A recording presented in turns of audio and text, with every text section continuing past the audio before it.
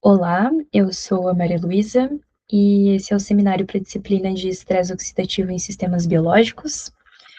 Eu escolhi tratar a respeito do Alzheimer e, enquanto título, definir, então, doença de Alzheimer e estresse oxidativo, o elo biológico da neurodegeneração, mecanismos moleculares e perspectivas terapêuticas.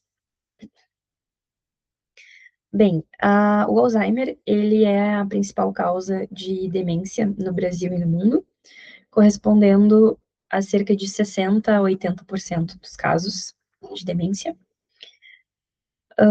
Ele é uma condição neurodegenerativa que acomete principalmente mulheres a partir dos 60 anos.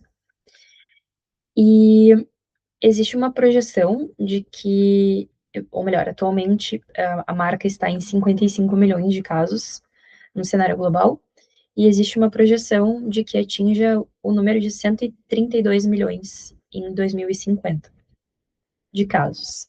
Então, isso elucida um pouco por que é uma condição tão estudada, tão visada pelos grupos de pesquisa, e pode ser considerada também, com certeza, uma condição,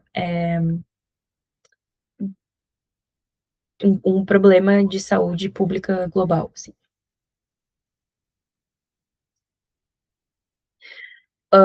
Tendo como sintoma clínico clássico a perda da memória.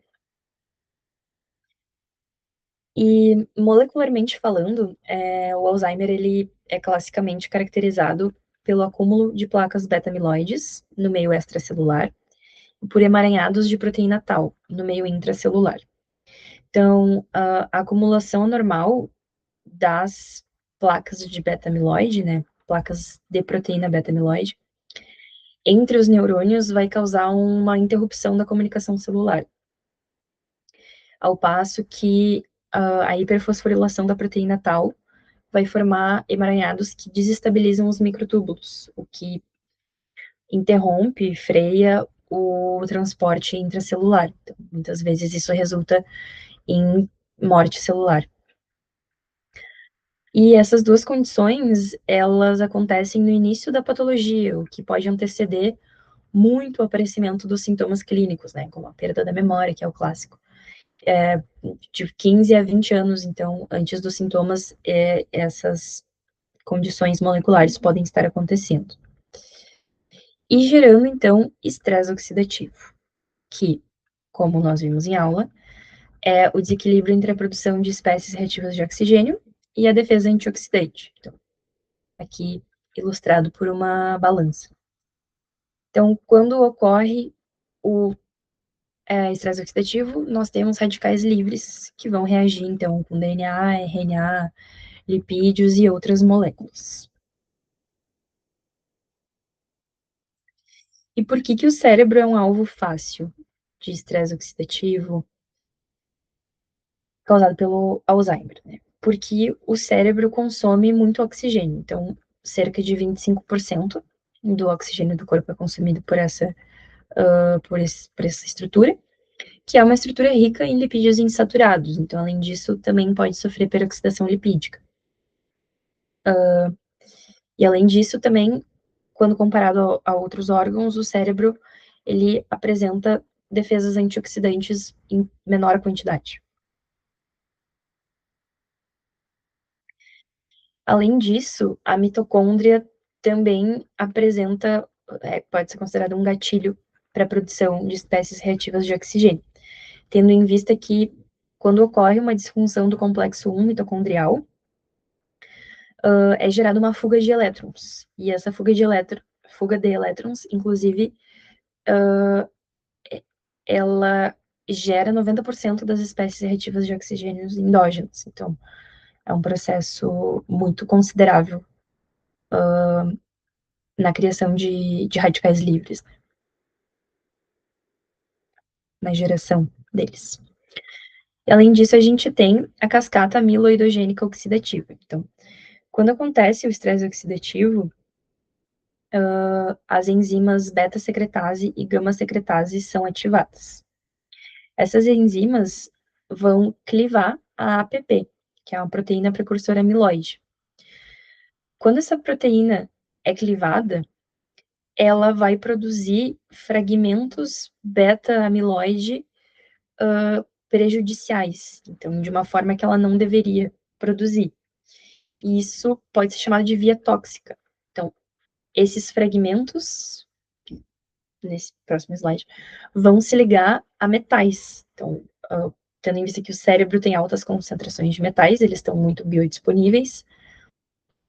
Quando eles se ligam a beta-amiloide, então, ou melhor, então, eles vão se ligar a beta-amiloide, e ao fazer isso, eles vão funcionar como catalisadores. Então, criando um ciclo perpétuo, no sentido de que se autoalimenta, e segue, então, produzindo radicais livres de forma constante. Além disso, nós temos a hiperfosforilação da proteína tau. Então, quando acontece um estresse oxidativo mitocondrial, como a gente viu alguns slides atrás, isso vai gerar uma desregulação das quinases, que por sua vez vão fosforilar a proteína tau. Portanto, a proteína tau vai se soltar dos microtúbulos, o que causa um colapso no transporte neuronal. Esse colapso no transporte neuronal causa um estresse intracelular que causa a hiperfosforilação da tau. Isso vai desintegrar os microtúbulos, né, ou trilhos internos do neurônio, formando emaranhados que vão sufocar a célula, no sentido de provavelmente vão causar morte celular. Nós também temos as enzimas NADPH oxidase. Então, essas enzimas, as isoformas, né, da NOX, especialmente as isoformas de espécies reativas de oxigênio no Alzheimer. Por quê? Porque a beta-amiloide vai estimular a NOX2 a produzir mais danos sinápticos. Então, essas enzimas, elas respondem à presença da proteína amiloide, gerando um surto oxidativo que vai destruir as sinapses. Em poucas palavras.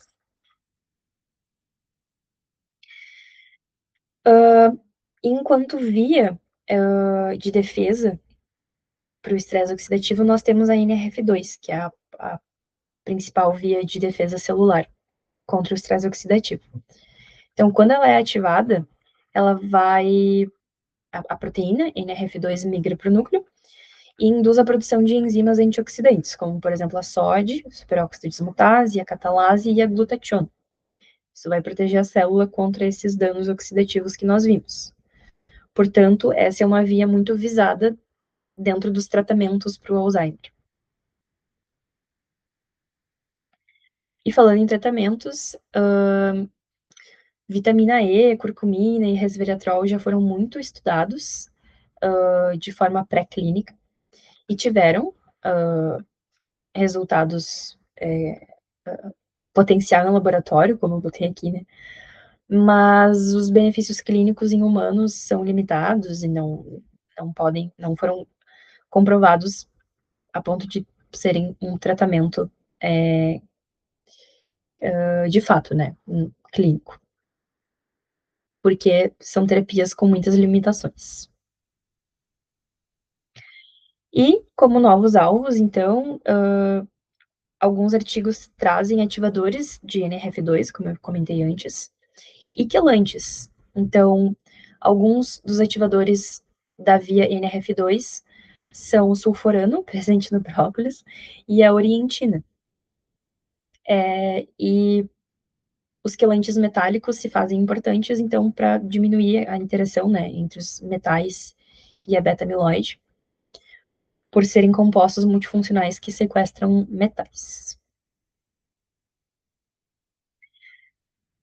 Por ser uma doença multifatorial, o Alzheimer, ele pode ser modulado pela alimentação, por exercício físico, como nós vimos em aula, né, desde que feito na intensidade correta, e tem toda a polêmica em cima dos flavonoides, tendo em vista as concentrações. Mas é fato que uma vida mais equilibrada dentro desses dois parâmetros, né, dieta, estilo de vida, isso pode ter uma modulação redox, e que pode estar se relacionar com o Alzheimer, né, pode modular a condição do Alzheimer. E essas são as referências. Achei que tinha mais alguma coisa, mas era isso. E é isso. Obrigada pela atenção.